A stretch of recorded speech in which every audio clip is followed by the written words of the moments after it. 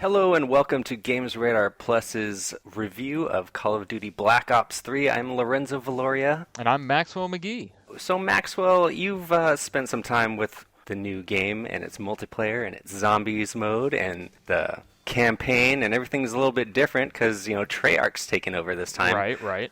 So what's new? What's with the campaign? Let's break it down into each little section here. Yeah. For Black Ops 3, cooperative play is definitely on the forefront of this game's design in every aspect.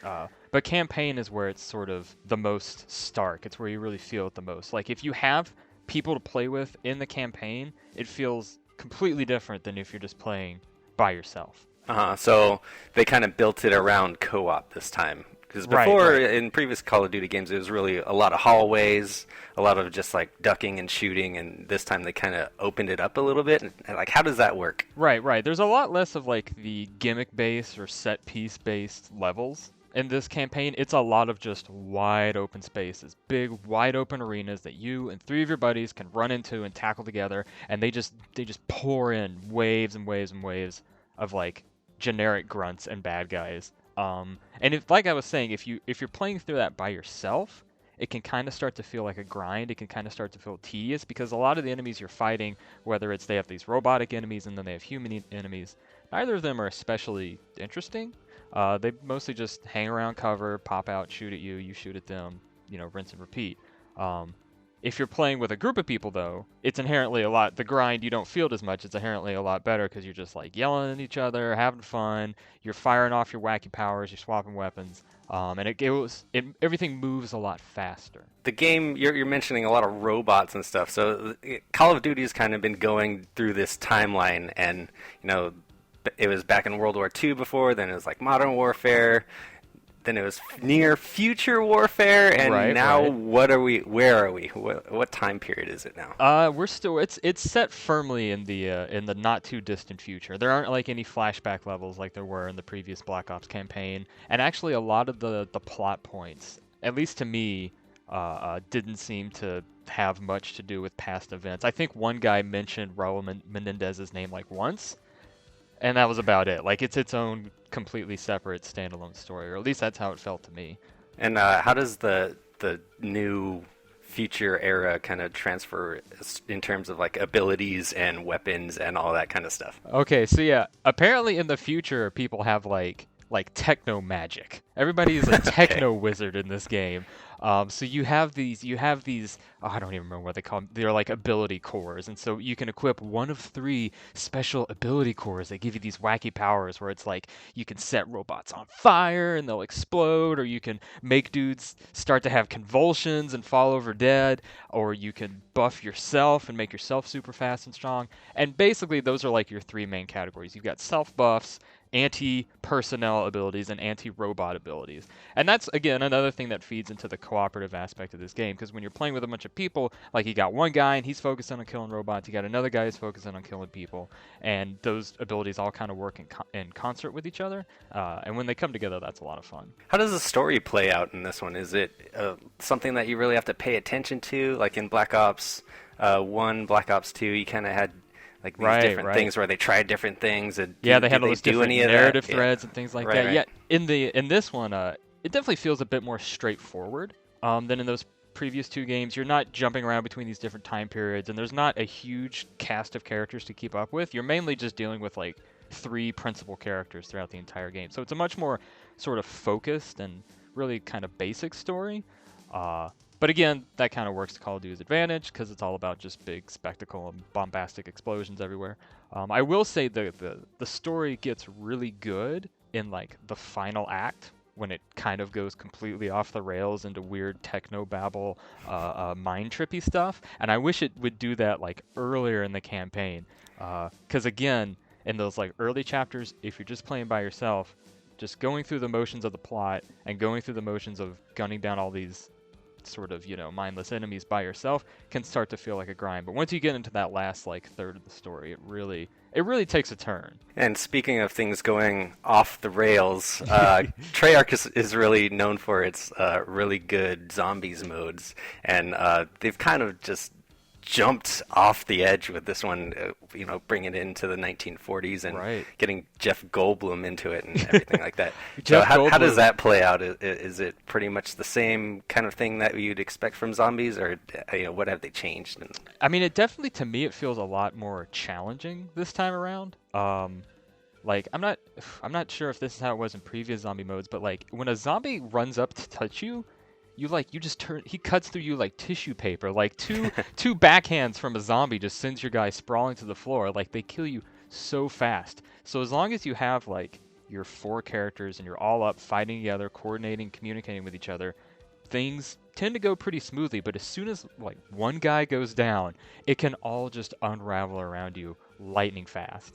The 1940s campaign setting and the different like voice actors that they brought in to do these different characters really gives zombie mode like it's its own separate like universe. It's got its own separate feel, own separate style, and all of Jeff Goldblum's lines are just straight ham. He just hams it up so much in that game. You can tell he's just so bemused at like making a video game or doing a voice for a video game. I bet. And is the world? How does the world work? Is it totally open world like it was before? It's this weird kind of like dungeon crawly type of game that you're going through. Basically, you start out in the same place, and then you have all these different doors and gates and portals that you can open by spending resources that you earn by killing zombies. And so you're trying to go around this dungeon, basically. In this case, it's like this weird 1940s town, and collect all these ancient artifacts to uncover some great mystery. Ooh. But yeah, it definitely feels like it kind of. I mean, in the text review, I compare it to like playing a tabletop role-playing game or a tabletop dungeon crawler, where it's just like you open this door, oh surprise, this sort of enemy is waiting behind the door, and you find a bag of loot. Hooray! So let's talk about the bread and butter of the Call of Duty games is the multiplayer, of course. So you have all these new abilities, these new characters. They each Right. have their own specific powers, their own like special power weapons. Plus, there's kill streaks and all the other normal stuff that you're used to in Call of Duty. How does this multiplayer stand up to the rest of the series? Yeah, the multiplayer in Black Ops 3 is definitely like the star of the show. That's where the game is at its most expressive, and you can be like the most creative with your loadouts and your abilities and picking your powers and like actually having interesting enemies to try those powers out on. It's definitely where I had the most fun with the game, mostly because Black Ops 3 has this really great, I call them rocket boots. I forget what the actual term. It's like the thruster pack or whatever, but I call them Right. rocket boots. They're super fun. They work just like they would in or they do in Titanfall, where you can run along walls, you can double jump, you can power slide, and so you have this incredible just fluid ease of movement that you can use to get through all the different multiplayer maps, which also incorporate lots of like billboards or narrow gaps between 2 buildings, so you can like run up the sides of walls or like find these different angles of attack to swoop down on your opponents. So you take that, then you combine it with the specialist powers, which are also really interesting because they're very like one use. Like they go off, you get this big rush of power, whether it's you pull out like a grenade launcher for a little bit, or you give yourself a special shield for a couple of seconds, or things like they're very short, powerful bursts.